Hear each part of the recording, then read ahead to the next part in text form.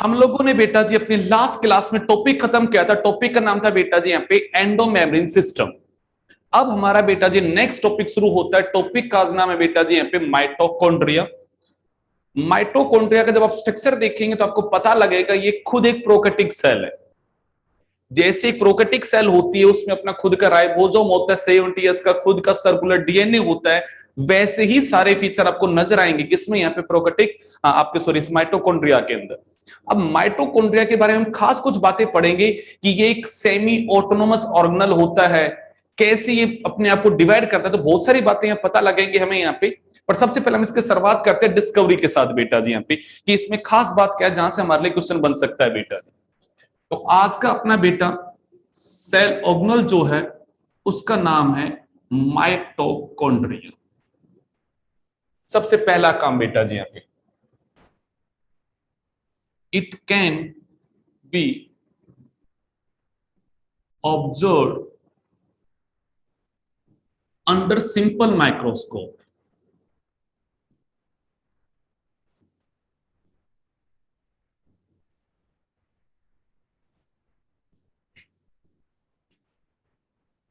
by differential staining। अब इस word का जरा मतलब हमें समझना है यहाँ पे। इसे अगर आपको किसी भी सेल में देखना है तो देखने के लिए आपको कोई भी स्पेशलाइज्ड इलेक्ट्रॉन माइक्रोस्कोप या कोई बड़े साइज का देखने की कोई जरूरत नहीं है। आप इसको इजीली एक सेल में ऑब्जर्व कर सकते हो। बस आपको एक छोटा सा काम करना पड़ेगा। वो काम क्या होगा बेटा जी, हमें यहाँ पे डिफरेंशियल स्टेनिंग करनी है इसकी। इस वर्ड का क्या मतलब है, हम बेटा जी इसको अंडर द माइक्रोस्कोप देखने के लिए एक स्टेन का यूज करते हैं बेटा जी, और उस स्टेन का नाम होता है बेटा जी जेनस ग्रीन। हमने कहा यहां पे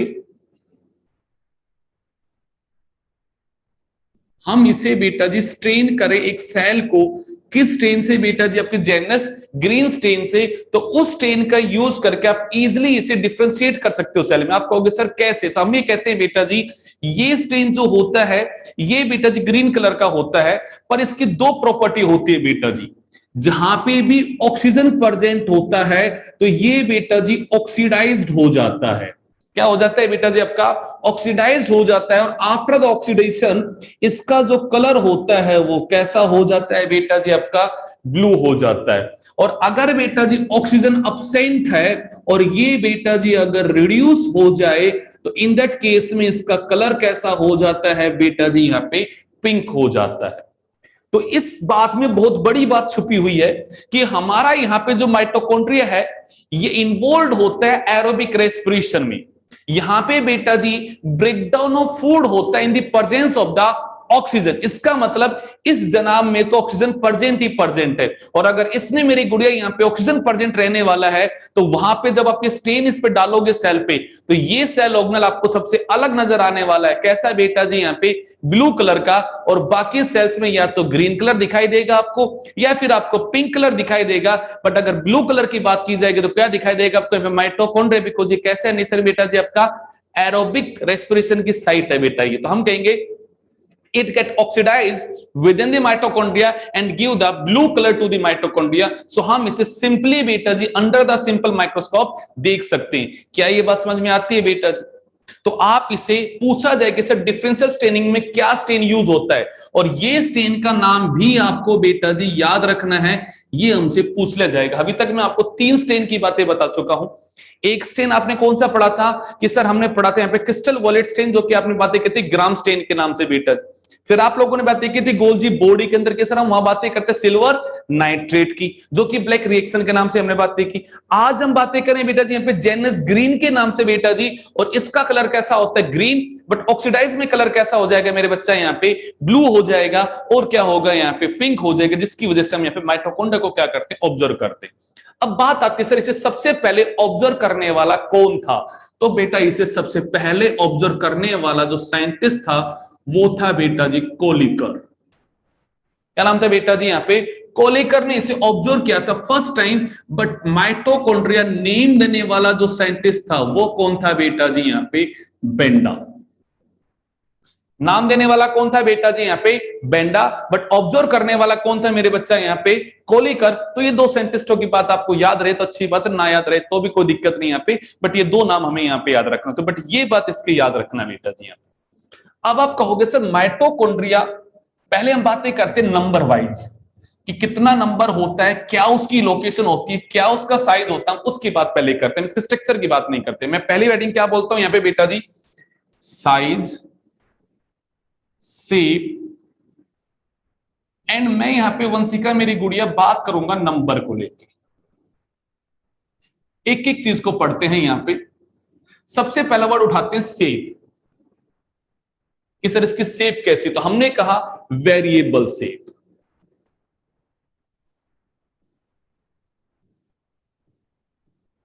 शेप में कैसा है, वेरिएबल है। बट जर्नली क्या है, तो हमने कहा मेनली ऑफ सॉसेज शेप। आप कहोगे सर ये शेप क्या है, तो हम कहोगे शेप का मतलब होता है सिलेंड्रिकल। इसका मतलब क्या है, सिलेंड्रिकल शेप का होगा यहाँ पे।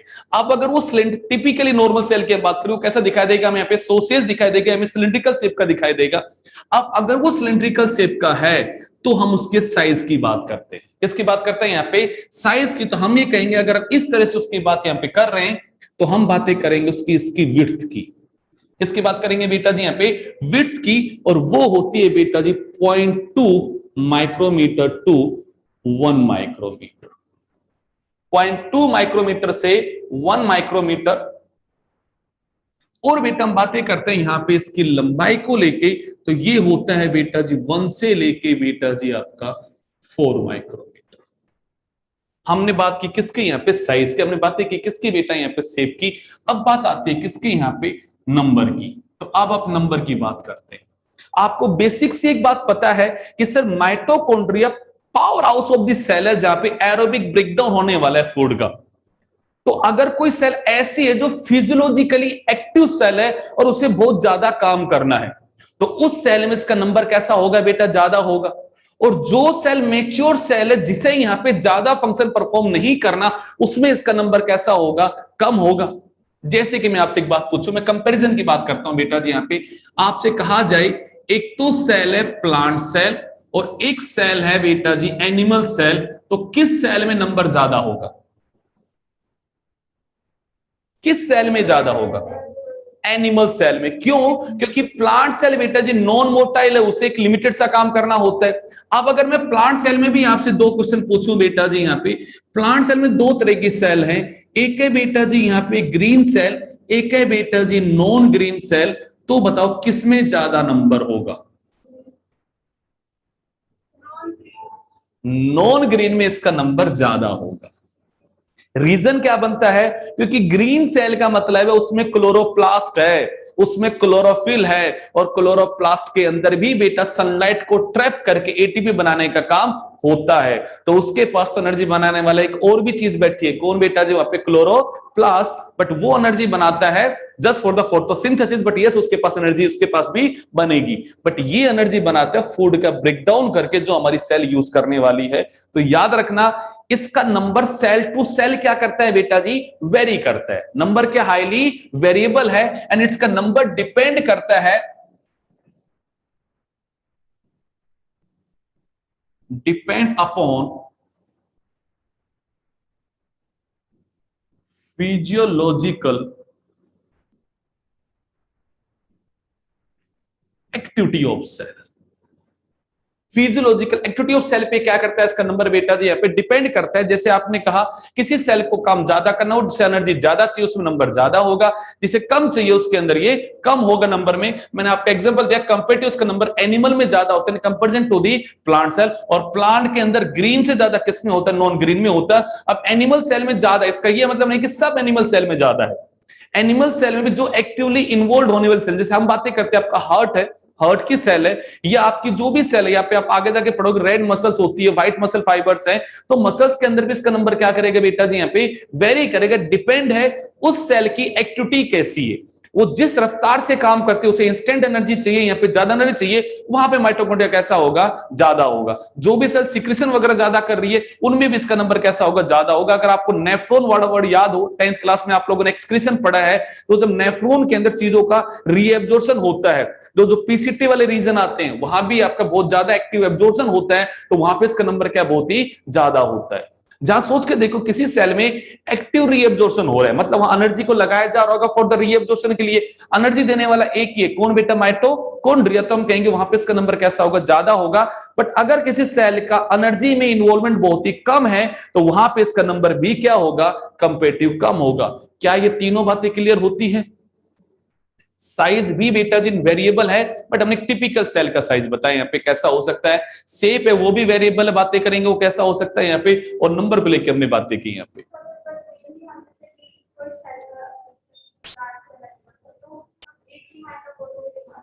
हाँ, हम एक दिखाते हैं, क्योंकि हम ऐसा करें ना गुड़िया, सेल में सारे सेल ऑर्गेन्स दिखाने होते हैं, तो हम एक एक नंबर करके उस पूरी सेल, क्योंकि छोटा सा सेल दिखाते हैं तो उसमें सारी चीज दिखाने के लिए हम ऐसा कर देते हैं। बट वैसे इसका नंबर वेरी करते एक सेल की रिक्वायरमेंट के व्यापक, एक है या ज्यादा है। दूसरी बातें, एनिमल के सेल की आप बातें कर रहे हो, हर सेल में ऐसा होगा ऐसे जरूर नहीं है।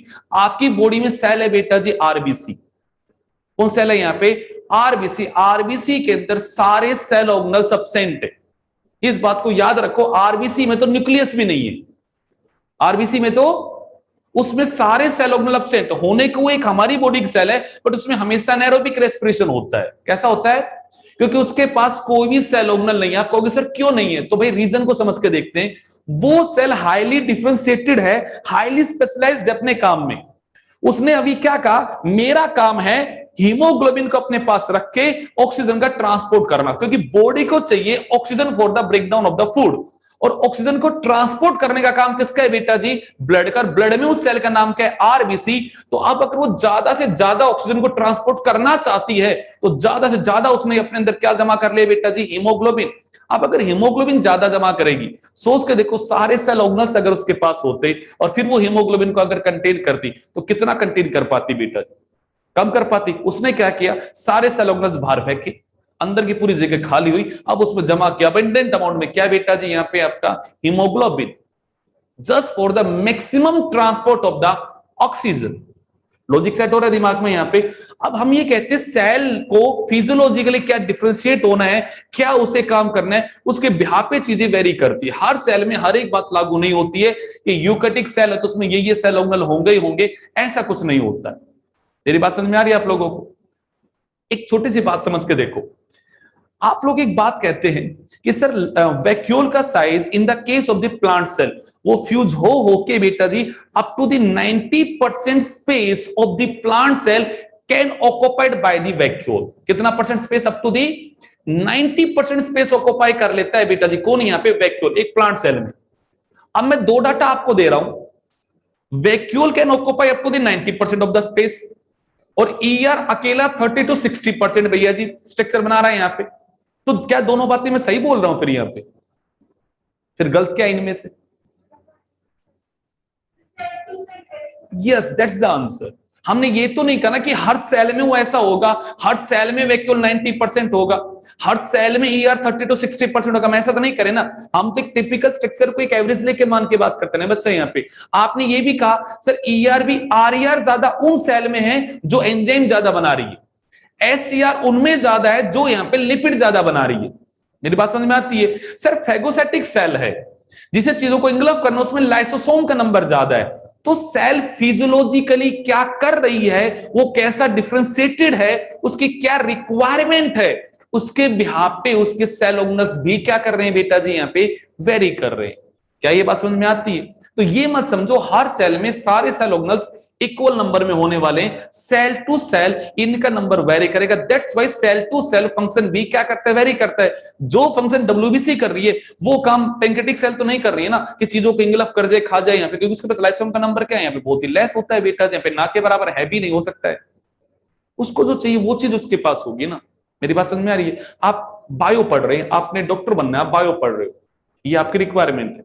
अब आप हिस्ट्री तो नहीं पढ़ रहे ना, आप पॉलिटिकल साइंस तो नहीं पढ़ रहे, क्योंकि वो आपका काम तो है नहीं बेटा जी, पर वो लोग वो पढ़ रहे होंगे। जिसको जो काम करना है वो वही तो काम करेगा ना। तो वैसा ही सेल के साथ हो रहा है गुड़िया यहाँ पे। तो ऐसा मत समझो कि आप जब ये कहते हो ना गुड़िया कि सर 90% स्पेस, तो हम कहते हैं बिल्कुल। जब हम एक बात बोलते हैं कि भाई जो भी हमारी पैरेन्काइमा की सेल है जहां पे फूड वगैरह स्टोर होता है, उसमें वैक्यूल का साइज कैसा रहता है, बड़ा हो जाता है, वहां वो ऑक्यूपाई कर लेता है कितने स्पेस बेटा जी, अप टू द 90%। वहां पे ईआर वगैरह नहीं रहते वहां पे, क्योंकि उस सेल के एक ही काम था, स्टोरेज ऑफ द फूड।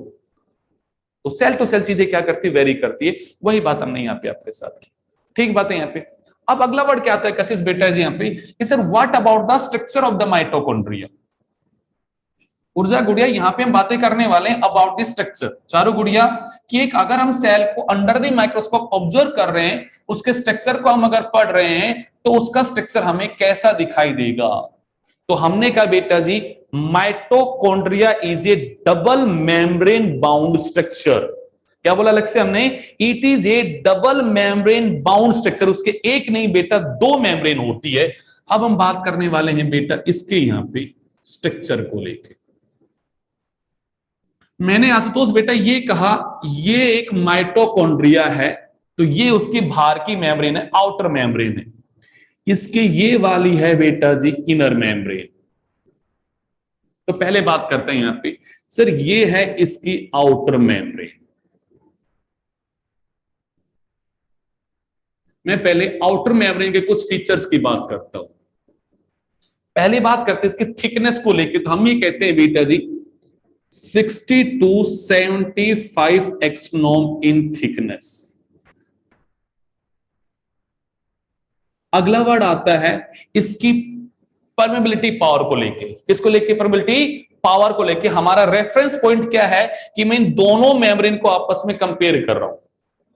तो मैंने कहा मोर परमिएबल।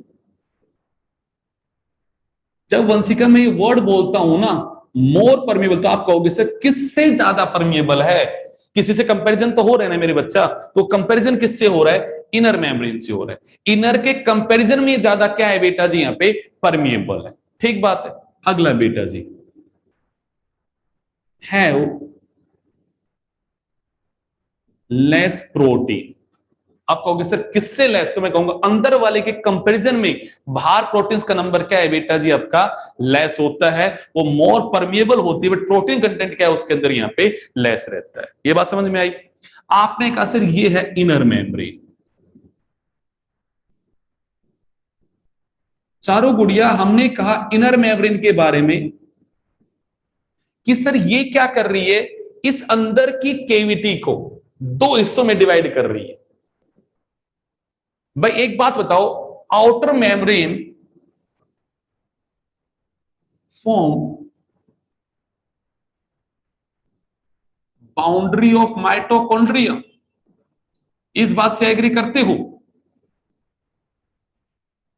भाई ये बाउंड्री है। अब आप इसको मत बनाओ, पहले पहले आप समझो बात को। मैं यहां पे ऊर्जा गुड़िया कुछ ऐसा कह रहा हूं कि भाई ये माइटोकॉन्ड्रिया की बाउंड्री बना दी यहां पे लक्ष्य बेटा किसने, यहां पे आउटर मेम्ब्रेन ने। अभी अंदर एक स्पेस है जो उसने इंक्लोज कर रखी है, अंदर एक स्पेस है जो उसने इंक्लोज कर रखी है। मैंने कहा इस अंदर की स्पेस के दो कंपार्टमेंट कर दिए। कितने, किसने, इनर मेम्ब्रेन ने। देखो जरा हो गया, दो नहीं हो गए। आपने कहा सर ये हो गया आउटर कंपार्टमेंट।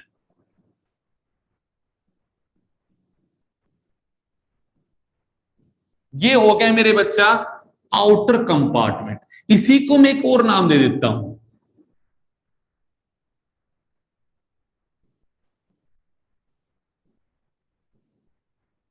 इंटर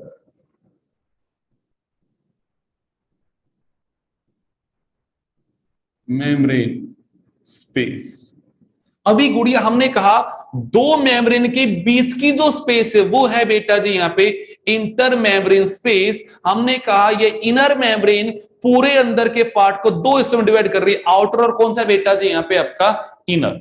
आपने कहा सर अब ये जो अंदर का कंपार्टमेंट बना हुआ है यहाँ पे मैट्रिक्स भरा हुआ है, तो हमने कहा ये है बेटा जी हमारा लिक्विड भरा हुआ है, ये है मैट्रिक्स। ये क्या है, ओके। अगला वर्ड हमने कहा आउटर मेम्ब्रेन जो होती है ये स्मूथ होती है एंड रेगुलर होती है। कैसी होती है, स्मूथ एंड पहला वर्ड आपको रेगुलर दिखाई दे रही है। इनर मेम्ब्रेन को जब देखते हैं तो वो बेटा जी फोल्ड्स की फॉर्म में होती है। मैं एक साइड में बना रहा हूं पूरी इनर मेम्ब्रेन कैसे यहां पे ऐसे फोल्ड्स की फॉर्म में। आपने कहा सर ये जो इनफोल्डिंग है,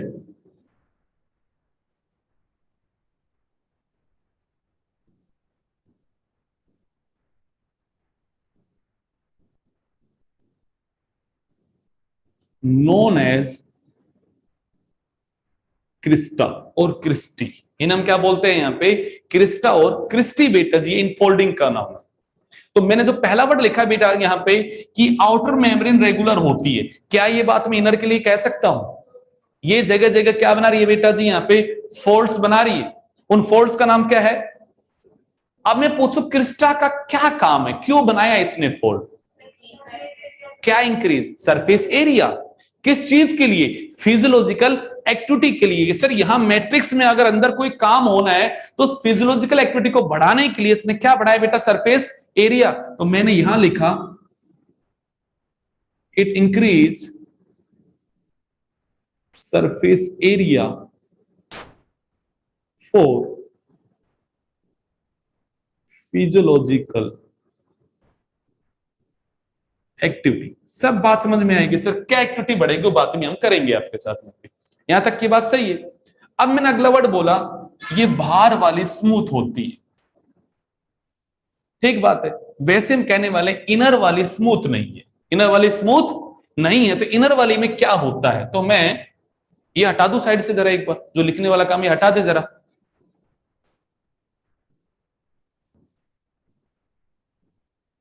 इनर मेम्ब्रेन में प्रेजेंट होते हैं एलिमेंट्री पार्टिकल। क्या प्रेजेंट होते हैं? इनर मेम्ब्रेन है एलिमेंट्री पार्टिकल। मैं अभी गुड़िया एक और नाम बोलूंगा, have oxysome, have F not F1 particle. क्या बोला बेटा यहां पे? F not F1 particle, oxysome और एलिमेंट्री पार्टिकल, ये क्या होते हैं? इनका स्ट्रक्चर होता है ऐसा।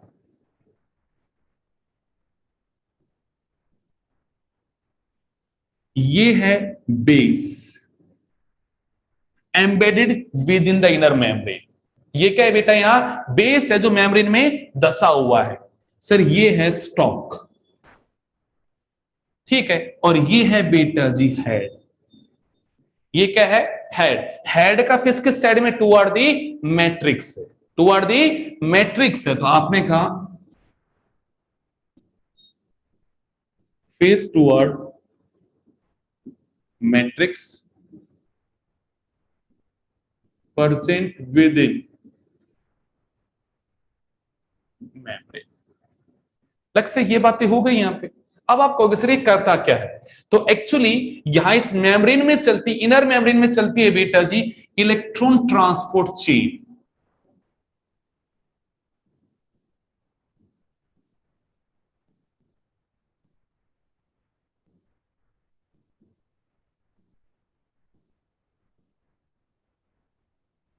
एक चेन चलती है, उसका नाम क्या होता है? Electron transport chain. जरा वर्ड को समझना, मैं बना के जरा कुछ चीजें समझाऊंगा।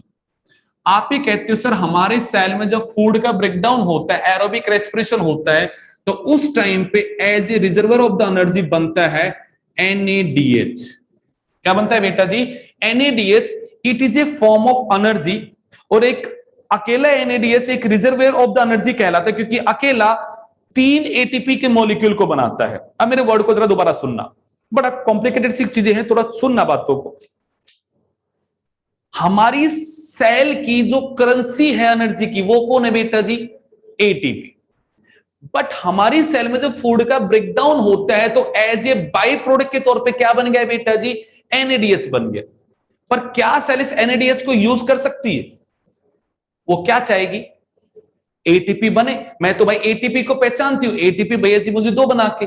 तो माइटोकॉन्ड्रिया पावर हाउस है भाई सेल का, उसका काम होता है जो भी फॉर्म एनर्जी बनेगी में एटीपी बना बना के देने का सारा काम कौन करेगा बेटा जी, माइटोकॉन्ड्रिया। तो क्या करता है, इसकी मेम्ब्रेन के पास एंजाइम्स होते हैं जो क्या करते हैं, एनएडीएस को तोड़ते हैं, एनएडी पॉजिटिव प्लस में बेटा जी एच पॉजिटिव में तोड़ देते हैं।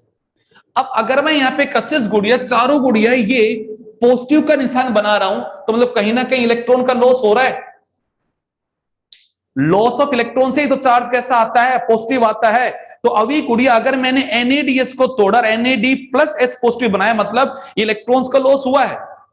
तो मैंने कहा इस इनर मेम्ब्रेन बैठा होते हैं इलेक्ट्रॉन के कैरियर्स, क्या बैठे होते हैं, और इलेक्ट्रॉन कैरियर्स के थ्रू इलेक्ट्रॉन बेटा जी ट्रांसपोर्ट होता है from one carrier to the another carrier, वो इस तरह से यहां पे ट्रांसपोर्ट होता है। ठीक बात है। और जब यहां पे इलेक्ट्रॉन ट्रांसपोर्ट चेन चलती है उस टाइम पे बेटा जी इन एच पॉजिटिव आयंस का ट्रांसपोर्ट किया जाता है मैट्रिक्स से, कहां बेटा जी आपका यहां पे इन द आउटर चैम्बर, क्या किया जाता है उनका बेटा जी यहां पे ट्रांसपोर्ट किया जाता है during the electron transport chain. अब सोचिएगा ये एस पॉजिटिव आयंस जब वो एटी से चलेगी उस टाइम पे सारे एस पॉजिटिव आयंस अगर इस स्पेस में चले गए तो यहां पे कंसिडरेशन क्या हो जाएगा, एस पॉजिटिव आयंस की कम हो जाएगी, और यहां पे उनका अमाउंट क्या हो जाएगा बेटा जी आपका बढ़ जाएगा। तो वो वापस आना चाहेंगे, तो वो वापस आते हैं तो इस मेम्ब्रेन से खुद वापस नहीं आ सकते हैं, दे कम बैक थ्रू दिस, वो इसके थ्रू क्या आते हैं बेटा जी वापस आते हैं। और जब वो इसके थ्रू वापस आते हैं बेटा जी दे प्रोड्यूस ए फोर्स, वो क्या प्रोड्यूस करते हैं बेटा जी, फोर्स। हम उस फोर्स का नाम बोलते हैं बेटा जी पीएमएफ, जैसे आप फिजिक्स में बोलते हैं ना ईएमएफ, इलेक्ट्रॉन मोटिव फोर्स।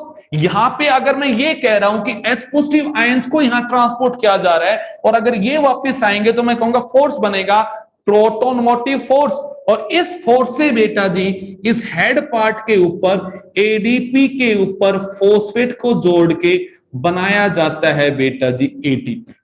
क्या बनाया जाता है, एटीपी। तो मैं कहूंगा अगर ये एक ऐसा पार्टिकल है जो बेटा जी एटीपी को बनाता है तो मैं कहूंगा इसका एक और भी नाम हम रख देते हैं बेटा जी यहां पे एटीपी। कौन सा, ये वाला इस मेम्ब्रेन में मैं अगर बनाना चाहूं तो गुड़े मैं ऐसा बना देता हूं, ये मैंने अभी देखो लिखा है गुड़िया यहां पे, कैसे लिखा है मैंने, ये जो बेस का पार्ट है ये मेम्ब्रेन में एम्बेडेड है, ये वाला ना, ये तो इस मेम्ब्रेन में धसा पड़ा है ना बेटे, तो मेम्ब्रेन के अंदर धसा हुआ है। भाई आप ये सोचो बच्चा, ये जो मेम्ब्रेन है लिपिड के बाइलेयर स्ट्रक्चर है, लिपिड का बाइलेयर, उस लिपिड के बाइलेयर के अंदर एम्बेडेड जो पार्ट है वो ये बेस का पार्ट है, बाहर निकला हुआ पार्ट ये स्टॉक है। और आपने कहा सर जो इस साइड में फेस कर रहा है टुवर्ड द मैट्रिक्स वो क्या है, यहां पे आपका हेड का पार्ट है। जब ये एस पॉजिटिव आयंस यहां से वापस जा रही है तो ये ऐसे वापस जा रही है बेटा जी, और जब ये वापस जाती है तो फोर्स बनता है पीएमएफ का। फिलहाल आपको मैं सेल ऑर्गेनल पढ़ा रहा हूं, जब आगे जाके रेस्पिरेशन टॉपिक आएगा तो पूरा मैकेनिज्म बताऊंगा, एक एक कैरियर का नाम क्या होता है, कैसे कैसे सारा काम होता है। यहां तो हमें माइटोकॉन्ड्रिया के फंक्शन को समझना है यहाँ पे कि पावर हाउस से ये एटीपी बनाता है। मैं एक बार रिपीट कर रहा हूं, बात को दोबारा सुनना, फिर मैं आप लोगों से बात करता हूं ताकि आप लोगों के डाउट यहीं पे लिए जाए। सुनना जरा बात, मैंने कहा आउटर जो मेम्ब्रेन होती है वो बेटा स्मूथ होती है, रेगुलर होती है, वो ज्यादा परमेबल होती है, उसमें प्रोटीन कम होते हैं। इनर की मेम्ब्रेन जो होती है वो जस्ट उससे उल्टी होती है, वो मैंने कहा मोर है तो ये कैसी लेस परमेबल है, उसमें प्रोटीन कम है तो यहां प्रोटीन ज्यादा होता है। वो रेगुलर है, ये रेगुलर नहीं है, फोल्डेड है। फोल्ड का नाम क्या है, क्रिस्टी है, और ये क्या करते हैं, सरफेस एरिया बढ़ाते हैं। आपने कहा सर वो स्मूथ है, ये स्मूथ नहीं है, इसमें छोटे छोटे पार्टिकल्स होते हैं जिनका नाम होता है एलिमेंट्री पार्टिकल, नाम होता है ऑक्सीसोम, नाम होता है F1 F0 पार्टिकल, नाम होता है बेटा ऑक्सीसोम एटीपेज, ये सब यहां बैठे हुए होते हैं बेटा जी।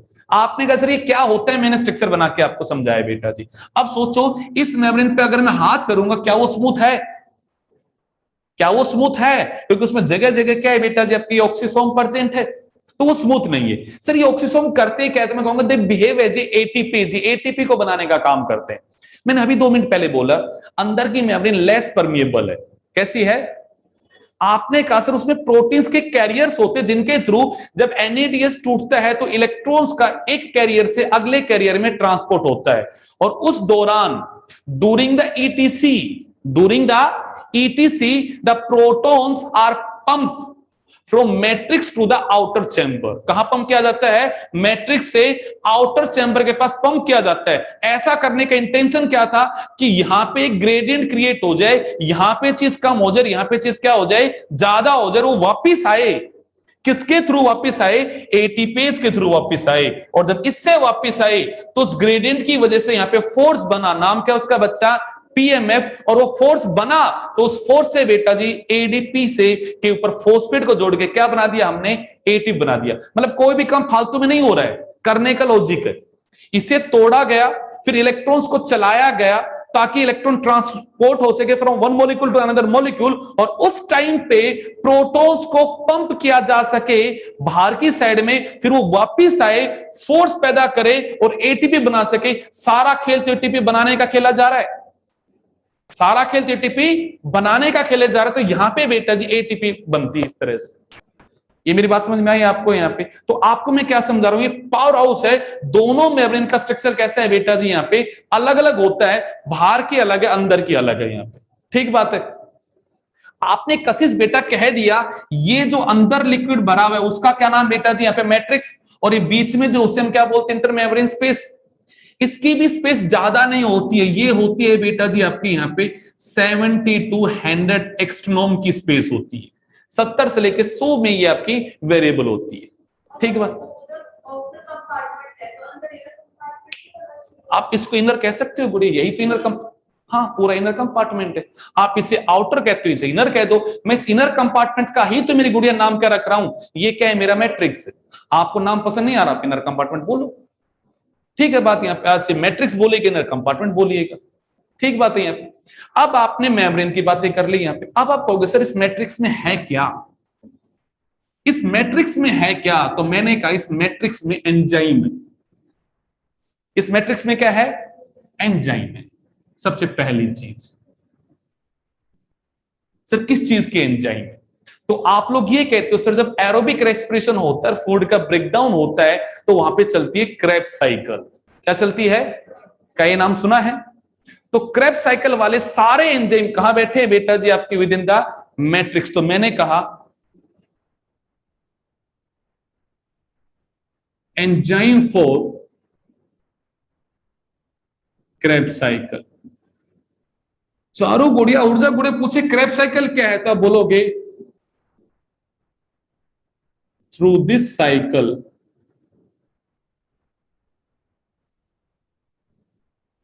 food get completely breakdown। क्या होता है? कंप्लीटली आपका ब्रेकडाउन होता है। जब क्रेब्स साइकिल चलती है ना, तो 3 तरह के प्रोडक्ट बनते हैं बेटा जी। एटीपी बनता है, एनएडीएच बनता है, और क्या बनता है? एफईडीएच। अब अभी दिमाग में फिलहाल हमें ज्यादा कंफ्यूजन क्रिएट नहीं करना है, हमें छोटी सी बात दिमाग में डालनी है कि एनएडीएच और एफईडीएच जो है ना हमारे बेटा, ये एनर्जी के रिजर्वायर है। ये एक वो फॉर्म है जिसके अंदर ज्यादा एनर्जी प्रेजेंट है। आपकी ये एक एनएडीएच, मैंने कहा मेरी गुड़िया, एक जो एनएडीएच है it can form 3 ATP, 1 FADH can form 2 ATP. आप कहोगे सर कैसे, कहां बनाएंगे? तो मैंने कहा through the etc, electron transport chain के द्वारा ये क्या बनाएंगे बेटा जी? आपका एटीपी बनाएंगे। तो सोचने वाली बात है सर यहां पे माइटोकॉन्ड्रिया तो बड़ी खास चीज हो गया, ये सीधा भी एटीपी बना रहा है और इनसे भी क्या बना रहा है? एटीपी बना रहा है। तो भैया जी माइटोकॉन्ड्रिया है हमारा पावर हाउस, जो सेल की जो एनर्जी की करेंसी है वो बना बना के उसे दिए जा रहा है, वो एटीपी बना बना के उसे दिए जा रहा है। ये है बेटा जी हमारी एनर्जी की करेंसी बनाने की मशीन, इसे हम कहते हैं ये हमारा आपका पावर हाउस। ये उन्हीं में बैठा होगा जो सेल एरोबिक रेस्पिरेशन करती है। जो भी दुनिया में अनएरोबिक सेल है, कह दिया जाए आपसे ये अनएरोबिक है, मतलब उसमें माइटोकॉन्ड्रिया नहीं है। ठीक बात है। या मैं कह दूं इसमें माइटोकॉन्ड्रिया नहीं है, तो मतलब वो एरोबिक रेस्पिरेशन नहीं कर सकता। ये बात समझ में आती है? अब खास बात आती है मैट्रिक्स में और क्या है। सर हमें पहली बात तो समझ में आ गई है मैट्रिक्स में क्या है, ठीक है। ये बातें करते हैं आपसे अगले वीडियो में, इसको यहां रोकते हैं।